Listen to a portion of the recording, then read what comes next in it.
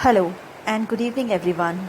This is Professor Arshi Khan, Assistant Professor from M.H. Sabu Siddique College of Engineering, Electronics Engineering Department, Bhaikala, Mumbai, Maharashtra. This is my week 3 and 4 video on the subjects Environment Awareness video by participants on International FDP on Environment and Sustainability. My topic for today is carbon footprint calculations for base stations. Basically, we have to understand how carbon footprint of a particular electronic device which uses electromagnetic fields can be calculated. Since there are n number of devices which use electromagnetic fields like mobile phones, oven, etc., I chose a particular device which actually uses lots of energy and generates a very large carbon footprint. So let's move to the next slide. My week 1 video details are as follows. The number of likes, as you can see, and the number of views were 115. In brief, in week 1 we discussed about the EM fields. What are EMF fields? Basically, they are the electric and magnetic fields which are perpendicular to each other and to the direction of propagation. And these high energy microwave radiation which lies between frequencies from 300 megahertz to 300 gigahertz can be carcinogenic and can cause thermal effects, and also they are hazardous to any organism who is exposed to it. Now my week 2 video details shows the number of likes, the link, and the number of views. I haven't shared it with enough people. Anyways, week 2 content in brief discussed about various standard organizations like World Health Organization, then FCC, ICNIRP and IEEE, and their guidelines which is related to EMF limits, emission limits. So FCC deals with regulations related to radiation in case of communication, and ICNIRP is a body which is recognized by WHO and who gives standards or regulation guidelines on the emission of EMF. Now the video outcomes are, after learning through videos, the students will understand the concept of EMF and its effect on the environment, and they will also understand the guidelines given by various standard organizations with regards to the emission limits of EMF and to curb its ill effects. They will be able to apply the techniques of carbon footprint calculations to calculate their own carbon footprint and help reduce it. So they'll be able to understand how carbon footprint can be calculated with respect to the devices which they use in their particular home or in their office, and they'll be able to calculate it. Or for example, in college, they'll be able to understand if they don't switch off their fans and lights after the lecture, or if they don't put their computers off, so how much harm it will cause to the environment in the long run. Now these are some standard organization and the guidelines which is given. So we already discussed about this in my 2 previous videos. So the first one is World Health Organization, and the guidelines given are: government and industry should promote research programs to further reduce the uncertainty of the scientific evidence on the health effects of ELF field exposure. Member states are encouraged to establish effective and open communication program with respect to stakeholders to enable informed decision making. These may include improving coordination and consultation among industry, local government and citizens in planning the process to limit EMF exposure. When constructing new facilities, ways to avoid or reduce exposures may be explored. Now, ICNIRP, which is International Commission on Non-Ionizing Radiation Protection, give limits or guidelines for limits for whole body exposure to EMF for both occupational and for general public with respect to the cell phones.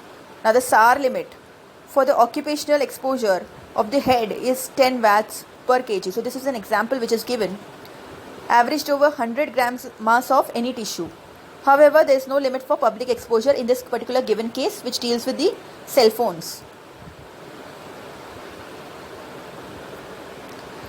According to the Federal Communications Commission, the guidelines are, the SAR is basically, it first explains what is SAR. So if you don't remember from my previous slides, my previous videos, So the SAR is a value that corresponds to the relative amount of RF energy absorbed in the head of a user of a wireless handset. So mostly SAR deals with the emissions from the mobile phones. The FCC limit for public exposure from cellular telephones in a SAR level of 1.6 watts per kilogram. So this is a limit above which it is not permissible for any user to use that particular type of phone which emits more than this. Institute of Electrical and Electronic Engineers, everybody is well aware of it, especially all the engineers. The SAR values for unrestricted exposure of the whole body is restricted to 0.08 watts per kg, and in restricted environment the limit is set to 0.4 watts per kg. So this is one example. There are many such guidelines which are issued by all these international organizations, specifically ICNIRP, Federal Communications Commission, Institute of Electrical and Electronic Engineers. So in this particular small video, it's not possible to discuss all. Anyways, I request you to go through the references and make the and you can go and read there. Now this is cellular infrastructure. So before I explain you about the parts of a cellular infrastructure, let me tell you something. Cellular infrastructure, the main parts are the mobile phone, then you have the base stations, you have the MSC, which is mobile switching center, and you have a PSTN. So whenever you make a call to another mobile phone user or to a landline user, the call is routed through a particular entity which is known as a base station. So these base stations will route the call to the another base station which is in the vicinity, or they will route the call to the MSC in case of mobile call or cell phone call, or if you are calling to another mobile user, and in case of PSTN in case of a landline call to a PSTN, which is public switch telephone network. So the base station basically are used for routing the calls from mobile user to the MSC or the PSTN. So now here, as you can see, base station comprises of, or the cellular infrastructure comprises of a base station which consists of antennas, antenna A, antenna B, you can see the battery, you can see the generator and air conditioner, which are a part of the battery, or it is also called as diesel generator. Now here is the some statistics on the energy consumption of various components of the base station. So as you can see, there is signal processing, analog and digital. So basically it absorbs 5 to 15% of the total energy consumed by the base station. Now the power supply consumes 5 to 10% of the energy. The air conditioner consumes 10 to 25%, and the power amplifier including feeder consumes the maximum energy, which is 50 to 80%. Let's move on to the next slide.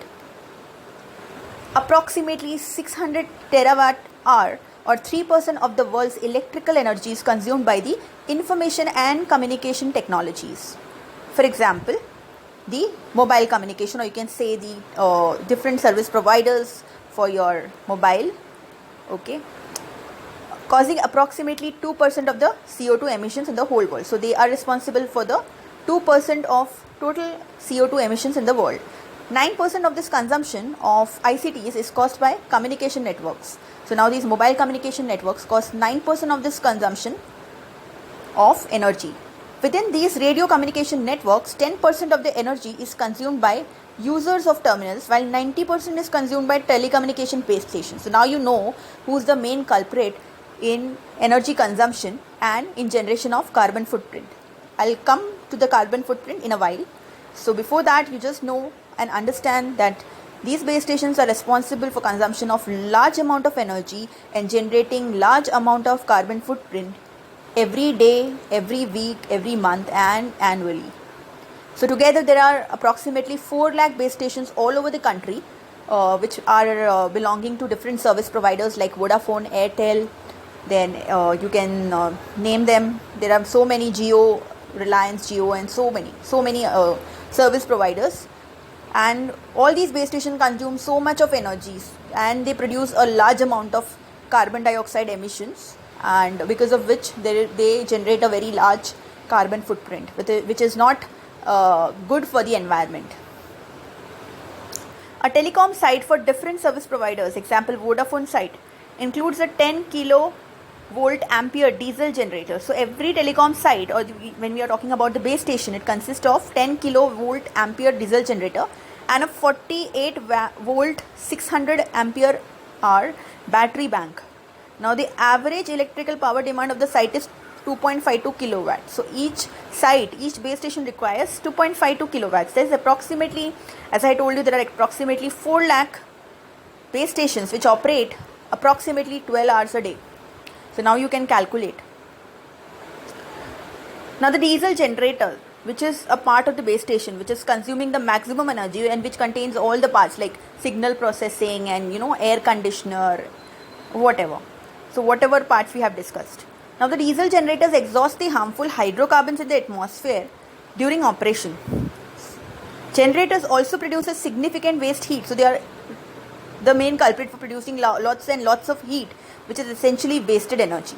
Now the diesel particulate emissions are short-lived climate pollutants that contains black carbon, which causes harmful effects to humans and may cause certain health problems like respiratory diseases and eye problems. So these small particles in the air, they're not visible, but they are like they are actually when we breathe, so they go inside the respiratory system and to the lungs of the human beings, and they cause various respiratory diseases and eye problems.